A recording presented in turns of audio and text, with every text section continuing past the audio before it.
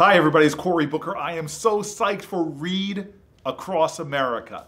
And I've chosen today a book that really excites me. It's called All-Star: How Larry Doby Smashed the Color Barrier in Baseball. And it's by Audrey Vernick and illustrated by Kennedy Chapman. Jackie Robinson was the first black player in the major leagues. 11 and a half weeks later, on July 5th, 1947, Larry Doby became the second. And so here we start off with a scene that I remember doing, kids walking to play ball. The boys in Larry Doby's neighborhood, tall and short, black and white, slow and fast, all played baseball together.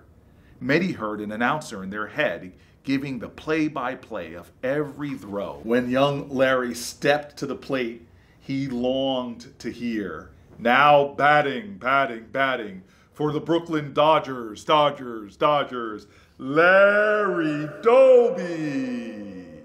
But while Larry was growing up in the 1920s and 30s, there were no black players in Major League Baseball. None.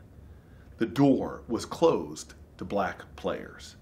It didn't seem like a door to Larry Doby. Doors can open.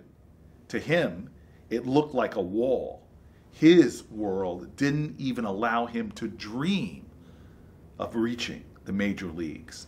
The world would have to change. When Larry was a boy in Camden, South Carolina, the South was largely segregated, but his neighborhood was not. "I went to one school. They went to the other school," Larry said. "And when school was out, we came home. We lived on the same block and we played. And we never thought about color." Back then, everyone listened to sports on the radio. It sometimes felt like the whole country was listening together, especially during boxer Joe Louis's fights. When he would win, everyone in the neighborhood would come out and have something like a cheerleading rally because we were all so happy about it. At age 14, Larry moved to New Jersey, where many schools were still segregated, though not the one he attended. He was an all-state athlete in baseball, football, and basketball at Eastside High School in Paterson, and often the only black player on the team. "I couldn't wait for school to get out on the football field or basketball court or baseball field. I just waited for that bell to ring." Looking back, there was a historical moment on the high school football field, a meeting of two men who would someday each be famous for being second. In a big game against Montclair High School, Larry scored the winning touchdown. That Montclair team had a player named Buzz Aldrin, who in 1969 would be the second man to walk on the moon.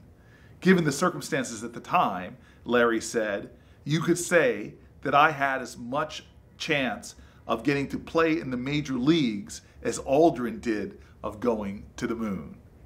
The world would have to change. Larry was such a good ball player that while still in high school, he played for the Newark Eagles, a team in the Negro Leagues. The Negro Leagues were baseball leagues specifically for black and other non-white players, providing the only opportunity for them to play professionally. Even so, Larry didn't imagine a future playing baseball. He hoped for a college scholarship and to find a job as a high school coach. The dream came true, sort of. He received a scholarship but was forced to leave school when he was drafted by the Navy. He was stationed at bases around the country before he was sent to Ulithi, an island in the South Pacific. That's where Larry heard some surprising news. It came on the radio that Mr. Branch Rickey had signed Jackie Robinson to play for the Brooklyn Dodgers organization. Larry knew Jackie from the Negro Leagues. Maybe the world was starting to change. After the war, Larry returned to the Newark Eagles, playing second base. He was starting to think he might have a career in baseball. Larry helped his team to win the Negro League World Series in 1946. That year, Jackie Robinson was playing with the minor league Montreal Royals. The next season, Jackie made his major league debut with the Dodgers. He was voted Rookie of the Year, but he faced terrible racism. Opposing players and spectators alike screamed insults. There were threats made against him and his family. The world can be a mess when it's changing, but it had started to change. Jackie opened the door, and Larry followed closely behind when team owner Bill Veeck signed him to the Cleveland Indians. Larry had enormous respect and affection for Veeck. I was fortunate enough to have a fine man to work for, probably one of the nicest and greatest men I have ever met, because even at that particular time, he never showed me any prejudice or bigotry. This is them. Unlike Jackie, Larry didn't play in the minor leagues first. He went straight from the Negro Leagues to the major leagues. I'd like to say that Jackie made it easy for me, Larry said, but I didn't see any difference. 11 weeks did not alter the course of race relations in the country. Larry knew that Jackie Robinson had faced terrible racism and hatefulness from his teammates, opponents, and fans when he joined the Dodgers in the National League. As the first black player in the American League, Larry did not expect things to be much better. He wasn't wrong. His first day with the Indians was one he always remembered, not in a good way. Some teammates refused to shake Larry's hand, and two turned their backs on him. When he went on the field to warm up, no one would throw the ball with him. I had never been so alone in my life, he said. I stood there, alone, in front of the dugout for 5 minutes. But that was just the beginning. He could not stay at white-only hotels with the team and could not enter some stadiums through the main entrance. He often had to eat alone. He was called horrible, unspeakable names and was spit on by an opposing infielder. Larry thought of racist people as sick. He knew there was nothing he could do to heal them. Baseball Hall of Famer Willie Mays said, Larry Doby put in just as hard a time as Jackie Robinson. Those two go hand in hand. In 1948, Larry moved from the infield to the outfield and started playing even better. He helped the Indians win a World Series, the biggest moment of his career. In Game 4, Larry made history when he hit the game-winning home run. A photograph was taken of Larry celebrating with winning pitcher Steve Gomek. When the last out had been made and the game was over, he ran up and we embraced each other, Larry said.